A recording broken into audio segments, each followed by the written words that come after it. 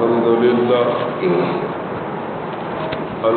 لله وكفى وسلام على عباده الذين اصطفى خصوصا على سيد الرسل وخاتم الأنبياء أما بعد فأعوذ بالله من الشيطان الرجيم بسم الله الرحمن الرحيم أربع إن كن فيك فلا عليك ما فاتك من الدنيا حفظ أمانة وصدق حديث وحسن خليقة وعفة في تهمة صدق الله مولانا العظيم إن الله وملائكته يصلون على النبي يا أيها الذين آمنوا صلوا عليه وسلموا تسليما اللهم صل على محمد وعلى آل محمد كما صليت على إبراهيم وعلى آل إبراهيم إنك حميد مجيد اللهم بارك على محمد وعلى آل محمد كما باركت على إبراهيم وعلى آل إبراهيم إنك حميد مجيد نبی کریم صلی اللہ علیہ وسلم کی ایک حدیث مبارکہ تلاوت کی۔ نبی کریم صلی اللہ علیہ وسلم اس امت کو علاج بتا رہے ہیں کہ ایک مسلمان اس دنیا میں آیا اور کامیاب رہنا چاہتا ہے تو اس مسلمان کے لیے کامیابی کا راستہ کیسے کھلے گا؟ تو نبی کریم صلی اللہ علیہ وسلم بتاتے ہیں مسلمان جب چار صفات کو اپناتا ہے تو اس کی وجہ سے وہ مسلمان دنیا میں بھی کامیاب ہوتا ہے اور پھر دنیا کے بعد جب وہ آخرت کی منزلیں شروع کرتا ہے تب بھی کامیاب ہوتا ہے۔ نبی علیہ السلام فرماتے ہیں پہلی صفت ہے حفظ و امانت، امانت کی حفاظت کرنا۔ اللہ تعالیٰ قرآن کریم میں فرماتے ہیں ان اللہ یأمرکم ان تؤدوا الامانۃ الی اہلہا، کہ تم جن کی امانتیں ہیں ان کے حوالے کر دو۔ محدثین کتابوں میں لکھتے ہیں ایک مسلمان یہ سمجھتا ہے کہ امانت اس چیز کا نام ہے کہ کوئی آدمی دوسرے کے پاس پیسے رکھے، مال رکھے، سونا اور چاندی رکھے اور یہ بندہ اس کی حفاظت کرے، اسے امانت کہتے ہیں۔ لیکن علماء لکھتے ہیں کتابوں میں ایک آدمی دوسرے کو اپنی مجبوری بتائے، اپنا کوئی راز بتا دے تو یہ بھی امانت بن جاتا ہے۔ ایک مسلمان دوسرے مسلمان سے مشورہ کرے تو یہ مشورہ بھی شریعت کی اصطلاح کے اندر ایک امانت بن جاتی ہے۔ علماء لکھتے ہیں جب آدمی سے کوئی آدمی کسی بارے میں مشورہ طلب کرتا ہے تو اس آدمی کو چاہیے کہ اسے اچھا مشورہ دے۔ نبی کریم صلی اللہ علیہ وسلم کی صفات کو جب بندہ پڑھتا ہے تو نبی کریم صلی اللہ علیہ وسلم کو ابھی آپ نبی نہیں بنے تھے، کفار آپ کو امین کہتے تھے کہ نبی علیہ السلام سب سے زیادہ امانت دار تھے۔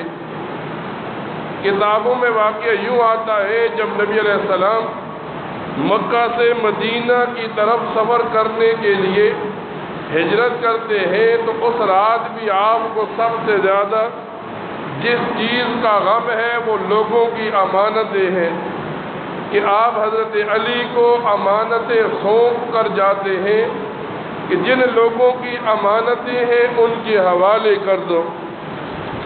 پھر نبی علیہ السلام فرماتے ہیں مومن کی دوسری صفت یہ ہے وصدق حدیث کہ جب بھی وہ بات کرتا ہے تو سچ کہتا ہے۔ اب بات کرنے والا جب سچ کرتا ہے تو سچ انسان کو نجات دیتا ہے۔ اور یہاں تک نہیں، حدیث مبارکہ میں قرآن کریم میں واضح طور پر اللہ تعالیٰ فرماتے ہیں کہ اللہ تعالیٰ جھوٹ بولنے والوں پر لعنت کرتا ہے۔ آج اس معاشرے کے اندر ایک مسلمان جب زیادہ جھوٹ بولتا ہے، لوگ اسے اتنا ہی زیادہ ہوشیار اور عقل مند سمجھتے ہیں۔ اب آدمی جب جھوٹ بولتا ہے اللہ تعالیٰ لعنت کر رہا ہوتا ہے، گویا یہ آدمی جھوٹ بول کر گناہ کر کے اپنے لیے جہنم خرید رہا ہوتا ہے۔ تیسری صفت نبی علیہ السلام فرماتے ہیں وَحُسْنُ حَلِيقَةٍ، اپنے مسلمان بھائی کے ساتھ اچھے اخلاق کے ساتھ پیش آنا۔ پھر محدثین جب حدیث کی تشریح کرتے ہیں تو محدثین فرماتے ہیں مومن خوش اخلاق ہوتا ہے اور کافر بد اخلاق ہوتا ہے، اس لیے کہ نبی کریم صلی اللہ علیہ وسلم فرماتے ہیں جب دو مسلمان آپس میں ملتے ہیں اور ایک دوسرے کے ساتھ اچھے اخلاق کے ساتھ پیش آتے ہیں تو اللہ تعالیٰ ان سے اتنا خوش ہوتا ہے کہ ان کا یہ ملنا، اچھے اخلاق کا پیش آنا یہ صدقہ بن جاتا ہے۔ اور جب اچھے اخلاق کے ساتھ پیش آ کر مساوہ کرتے ہیں تو حدیث مبارکہ میں آتا ہے نبی کریم صلی اللہ علیہ وسلم فرماتے ہیں اللہ تعالیٰ ان بندوں کی مغفرت فرما دیتے ہیں۔ پھر نبی علیہ السلام فرماتے ہیں چوتھی چیز وعفت فی تہمۃ، کہ ان کے لقمے کا پاک ہونا ہے۔ ایک مسلمان کے لیے حلال لقمہ کھانا یہ فرض اور واجب کے درجے میں ہے۔ آج مسلمان کیا سمجھتا ہے حلال اور حرام کے درمیان تمیز نہ ہو، بلکہ اچھا کھانا مل جائے، زیادہ کھانا مل جائے۔ آج ایک مسلمان حرام حلال اکٹھی کرتا ہے اور پھر اس کے بعد وہ مسلمان نیکی کے دروازے پر آ جاتا ہے۔ اس مسلمان کو یہ بتایا جاتا ہے اگر ایک لقمہ حرام کا تیرے پیٹ میں چلا گیا تو 40 دن تک جو تو عبادت کرے گا نہ اس عبادت میں نور ملے گا، نہ اس عبادت کو اللہ کے ہاں قبول کیا جائے گا۔ آج ایک مسلمان سمجھتا ہے مال زیادہ ہو گیا اس سے آسانیاں ہو جائیں گی۔ علماء کتابوں میں لکھتے ہیں ایک مسلمان کو چاہیے برکت والے مال کی دعا کیا کرے، کثرت والے مال کی دعا نہ کیا کرے، کیونکہ حدیث مبارکہ میں آتا ہے نبی کریم صلی اللہ علیہ وسلم فرماتے ہیں ایک انسان کو سونے کی ایک وادی بھری ہوئی دی جائے تو وہ مسلمان اس سے سیر نہیں ہوتا، وہ دوسری وادی مانگتا ہے، اور اس مسلمان کے پیٹ کو صرف قبر کی مٹی ہی بھرے گی۔ یعنی آپ دنیا میں دیکھیں جو آدمی مال کے پیچھے لگا ہے اب وہ چاہتا ہے مال زیادہ ہو جائے، اب وہ اپنے ارد گرد میں نہیں دیکھتا۔ تو نبی علیہ السلام ایک مسلمان کو صفات بتاتے ہیں کہ امانت کی صفت ہو اس مسلمان کے اندر، بات کی سچائی کرنے کی صفت ہو، اسی طرح مسلمان سے اچھے طریقے سے ملنے کی صفت ہو، اور سب سے بڑی عبادت کہ اس کا جو لقمہ ہے وہ پاک ہو جائے۔ فرماتے ہیں ایک مسلمان دنیا میں آتا ہے تو دنیا میں آنے کے بعد اس مسلمان کو بتایا جاتا ہے کہ جب مسلمان اپنے آپ کو مسلمان کہتا ہے تو مسلمان 4 کام نہیں کرتا۔ پہلا کام یہ کہ وہ کسی کو طعنہ نہیں دیتا۔ آج کل اس معاشرے کے اندر ہم لوگ یہ سمجھتے ہیں کسی کو طعنہ دینا، کسی کی عزت خراب کرنا، گویا مجھے عزت مل جائے گی۔ ایک آدمی 5 وقت کا نمازی بن گیا، اب ایک غیر نمازی کو یوں کہتا ہے تو بے نمازی ہے، ایک آدمی روزے دار تھا، کسی عام آدمی سے کہتا ہے تو روزہ نہیں رکھتا، اور یہ اسے عقید سمجھ کر یہ کام کہتا ہے، گویا یہ مسلمان اس کی عزت بھی خراب کر رہا ہے، اسے طعنہ بھی مار رہا ہے۔ اور نبی کریم صلی اللہ علیہ وسلم فرماتے ہیں کہ مومن کسی کو طعنہ نہیں مارتا۔ پھر نبی کریم صلی اللہ علیہ وسلم فرماتے ہیں مومن کسی پر لعنت نہیں کرتا۔ آج کل کیا ہوتا ہے، دو مسلمانوں کے درمیان تھوڑی سی اونچ نیچ آتی ہے، اب یہ مسلمان ہونے کے باوجود کبھی بد دعائیں کرتا ہے، کبھی لعنتیں کرتا ہے، اور مسلمان اس حد تک پہنچ جاتا ہے کبھی اپنے مرنے والوں پر لعنت کرتا ہے۔ حالانکہ حدیث مبارکہ میں بڑے واضح الفاظ کے ساتھ ایک مسلمان کو تنبیہ کی گئی کہ کسی مرنے والے پر لعنت نہیں کرنی۔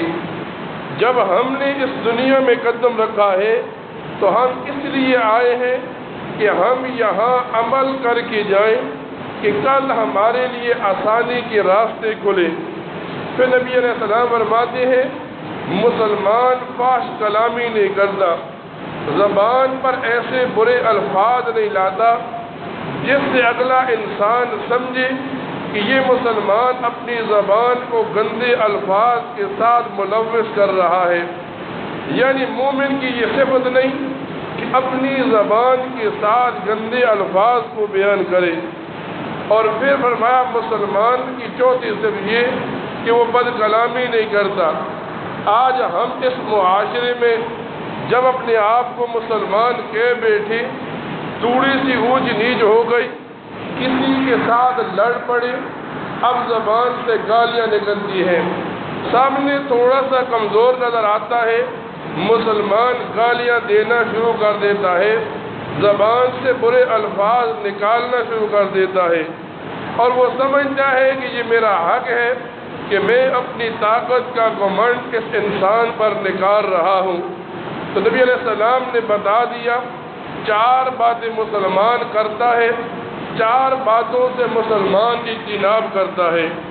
آج کل جب ہم اس زمانے میں پہنچ گئے کہ نبی علیہ السلام کی زبانیں سے دور ہوتے چلے گئے، تو آج مسلمان نے دنیاوی باتوں کے اندر لگ کر دنیا کے لیے کوشش کرنا شروع کر دی اور آخرت کو بھول گیا۔ آج کل کیا ہوتا ہے، ایک انسان دنیا میں رہتا ہے، دنیا کی صفات بنانے کی کوشش کرتا ہے، لیکن جب موت کا وقت ہوتا ہے تو وہ انسان پریشان ہوتا ہے، میں کس کام کے لیے آیا تھا، میں کس کام میں لگا رہا۔ مثال کے طور پر اس امت میں بیماریاں ہیں۔ اب ایک بیماری یہ آج کل اس امت میں لوگ کیا کرتے ہیں، ایک سب سے بڑی برائی اس امت میں یہ ہے، لوگ کسی سے قرض لیتے ہیں، پھر قرض واپس کرنے کی کوشش نہیں کرتے۔ لوگ کسی کے ہاں دعوت میں بن بلائے چلے جاتے ہیں۔ حدیث مبارکہ کے اندر سیرت کی کتابوں میں آتا ہے، نبی کریم صلی اللہ علیہ وسلم کے سامنے ایک صحابی کا میت پڑا ہے، آپ جنازہ پڑھانے کے لیے آگے بڑھے، نبی علیہ السلام نے پوچھا کیا اس مسلمان صحابی پر کسی انسان کا قرض ہے؟ ایک آدمی کھڑا ہو گیا، ہاں اس نے مجھ سے کوئی پیسے لیے تھے اور ابھی واپس نہیں کیے اور یہ مر گیا۔ تو نبی علیہ السلام نے فرمایا میں مقروض کا جنازہ نہیں پڑھاتا۔ صحابہ کرام سے فرمایا تم اس کا جنازہ پڑھو۔ آج کل اس معاشرے کے اندر ایک آدمی جب کسی سے قرض لیتا ہے، پھر وہ سمجھتا ہے اب یہ آدمی مجبور ہو گیا، پھر وہ کبھی کبھی اس کی طرف دیکھتا ہے۔ حالانکہ شریعت مطالعہ کے اندر تو یوں آتا ہے، ایک آدمی نے کسی سے قرض لیا اور واپس کرنے کی ہمت اور طاقت ہے، پھر بھی وہ ہمت واپس نہیں کرتا، تو وہ کہا لکھتی ہے کتابوں میں اب اس آدمی کو اس کی عبادت کا پورا ثواب نہیں ملتا۔ یعنی ایک مسلمان ایسی بیماریوں میں ملوث ہو گیا کہ پھر وہ مسلمان ان کو بیماری ہی نہیں سمجھتا۔ مثال کے طور پر آپ دیکھیں، ہمارے یہاں لوگ دعوت کرتے ہیں، کھانا پکاتے ہیں۔ اب کچھ لوگوں کو دعوت دی جاتی ہے، کچھ لوگ بن بلائے چلے آتے ہیں۔ اب ایک آدمی جب دعوت کے ساتھ گیا، اسے وہ دعوت والے لوگ بھی عزت دیتے ہیں، شریعت بھی اس کی تعریف کرتی ہے کہ اس نے ایک مسلمان کی دعوت کو قبول کیا۔ لیکن آج کل کیا ہوتا ہے، جب ایک آدمی دعوت کرتا ہے تو پریشان ہوتا ہے۔ آدھی لوگ وہ ہوتے ہیں جنہیں دعوت دی جاتی ہے، آدھی لوگ وہ ہوتے ہیں جو بن بلائے چلے آتے ہیں۔ حدیث مبارکہ میں آتا ہے، نبی کریم صلی اللہ علیہ وسلم فرماتے ہیں جب ایک آدمی بغیر دعوت کے کہیں کھانے چلا جاتا ہے تو نبی علیہ السلام فرماتے ہیں جو کھانا وہ کھا رہا ہوتا ہے اس کی مثال اس طرح بنتی ہے جس طرح کتا کوئی چیز الٹی کرے پھر اسے چاٹنے لگ جائے۔ آج ایک آدمی ایسی برائی کرتا ہے، ایسا گناہ کرتا ہے، پھر اس گناہ کو وہ ثواب سمجھتا ہے، اسے برائی نہیں سمجھتا۔ مثال کے طور پر آپ دیکھیں، ابھی رمضان گزرا ہے، رمضان کے اندر لوگ کیا کرتے تھے؟ لوگ سمجھتے تھے ہم مسلمانوں کی افطاری کرتے ہیں، 4-5 دیگیں پکاتے ہیں، مسجد میں افطاری کی۔ اب لوگوں نے سمجھا یہ ثواب کا کام ہم نے کیا۔ اب فقہا لکھتے ہیں، شریعت مطالعہ میں آتا ہے مسجد عبادت کے لیے بنی ہے۔ اب جب مسجد میں افطاری ہوتی ہے، مسجد کے آداب کا خیال نہیں کیا جاتا، یہ پتہ نہیں چلتا یہ مسجد ہے یا حجرہ ہے۔ لوگ مسجد میں اتنی باتیں کرتے ہیں، پھر آ کر مسجد میں مسجد کا فرش گندہ کیا جاتا ہے۔ حدیث مبارکہ میں آتا ہے، نبی علیہ السلام فرماتے ہیں جس نے مسجد کے اندر ایک بال پھینکا اسے مسجد کے اندر ایک مرا ہوا گدھ پھینکنے کے برابر گناہ ملتا ہے۔ گدھ یہ گدے سے بڑا جانور ہے۔ اب ایک مسلمان ثواب سمجھ کر یہ کام کرتا ہے، لیکن اسے شریعت کے مسائل کا پتہ نہیں اور وہ گناہ کر بیٹھتا ہے۔ شریعت ہمیں سکھاتی ہے مسلمان تو وہ ہے جب وہ مسجد میں آئے۔ حضرت حسین کے بارے میں آتا ہے، وہ فرماتے ہیں جب حضرت حسین مسجد میں داخل ہوتے ان کا رنگ زرد ہو جاتا، وہ بے ہوش ہو کر گر پڑتے۔ اب صحابہ کرام ان سے کہتے یہ کیا معاملہ ہے؟ تو وہ کہتے یہ اللہ کا گھر ہے، یہ اللہ کا در ہے، یہاں ہم اس لیے آئے ہیں کہیں اللہ ناراض نہ ہو جائے۔ آج ایک مسلمان نیکیاں کرتا ہے لیکن مال حرام کا کھاتا ہے، مسجد میں آتا ہے، مسجد کی بے ادبی کرتا ہے۔ رمضان آتا ہے، لوگ ثواب سمجھ کر ختم کے موقع پر افطاریاں کرتے ہیں، نہ اس کی شریعت اجازت دیتی ہے، نہ فقہ میں اس کا کوئی ثواب ملتا ہے۔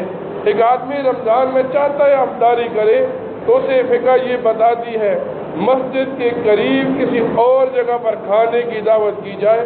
آج یہی ہوتا ہے، لوگ مسجد کے فرش پر کھاتے ہیں، پھر وہ فرش 1 مہینہ تک گندا پڑا رہتا ہے، اس پر چاولوں کے نشان پڑ رہتے ہیں اور نماز پڑھنے والے کو اس فرش سے کراہت ہوتی ہے۔ تو آج ہم جن کاموں کو ثواب سمجھتے ہیں، شریعت ہمیں ان کی اجازت نہیں دیتی۔ اس لیے ایک مسلمان کو چاہیے جب بھی وہ کوئی نیکی کا کام کرے، جب بھی وہ کوئی ثواب کا کام کرنا چاہے، کسی عالم سے رجوع کرے، اپنے امام سے پوچھے جو کام میں کر رہا ہوں یہ نیکی کا ہے یا ثواب کا ہے، زبان سے سچ بولنے کی کوشش کرے، حلال کھانے کی کوشش کرے۔ اب جب ایک مسلمان نیکی کوئی کام کو پوچھ کر کرے گا، دنیا میں بھی اس کے لیے آسانیاں ہوں گی، آخرت میں بھی وہ مسلمان کامیابی کے ساتھ جنت کی طرف جانے والا بنے گا۔ اللہ تعالیٰ سے دعا کیا کرے، اللہ تعالیٰ ان باتوں پر عمل کرنے کی توفیق عطا فرمائے۔ وآخر دعوانا ان الحمد للہ رب العالمین۔